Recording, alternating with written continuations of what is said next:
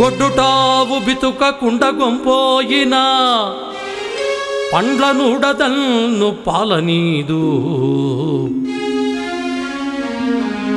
లోభివాని నడుగ లాభంబులేదయా విశ్వదాభిరామ వినురవేమా ఆ ఆ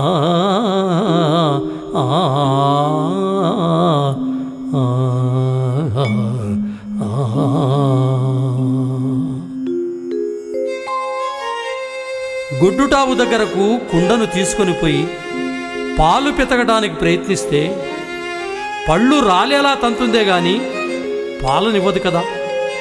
అదేవిధంగా పిసినుగొట్టు వానిని ఎంత ప్రాధేయపడినా నోరు నొప్పి పుడుతుందే గాని పైసా కూడా వాని నుంచి పొందలేము అంటున్నాడు వేమయ్య.